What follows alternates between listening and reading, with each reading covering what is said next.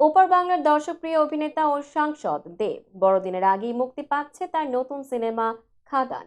এই মুহূর্তে ছবির প্রচারে ব্যস্ত রয়েছেন তিনি। এর মধ্যে গত 8 ডিসেম্বর তিনি যান মধ্যম গ্রামে। দেব যে সেখানে যাবেন সেই খবর আগে থেকেই ছিল ভক্তদের কাছে। বেলা গড়াতে না গড়াতেই ভিড় বাড়তে শুরু করে এবং বিপুল জনসমাগম হয়। এই জনসমাগমের ছবি ও ভিডিও সোশ্যাল মিডিয়ায় শেয়ার করেন মোহনা নামের এক দেব ভক্ত। অভিমানী সুরে ক্যাপশনে তিনি লেখেন, স্টারডম থাকা ভালো কিন্তু এরকম দরকার নেই। তুমি দেব না হয়ে অন্য কেউ হতে পারতে। আমি ভালোবাসতাম তোমাকে। এরকম ইভেন্ট করার কি দরকার যেখানে তোমার ভক্তরা ঘন্টার পর ঘন্টা দাঁড়িয়ে থেকেও তোমাকে দেখতে অবধি পায় না।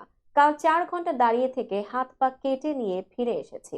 অনুরাগীর এই অভিমান সুপারস্টার বুঝেছেন, তাই তো পুরাতন পোস্টে শেয়ার করে তিনি লিখেছেন, এর জন্য অত্যন্ত দুঃখিত মোহনা। এর পরের বার তোমার সঙ্গে দেখা করার আপ্রাণ চেষ্টা করব।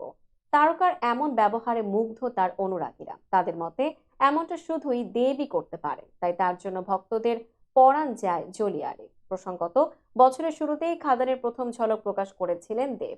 ছবিটি মুক্তি পাবে আগামী 20 ডিসেম্বর। দেব ছাড়াও সুজিত দত্ত পরিচালিত এই ছবিতে রয়েছেন যিশু সেনগুপ্ত, বরখা বিস্ত, এদিকা পল, অনির্বাণ চক্রবর্তী, স্নেহা বসু, জন ভট্টাচার্য।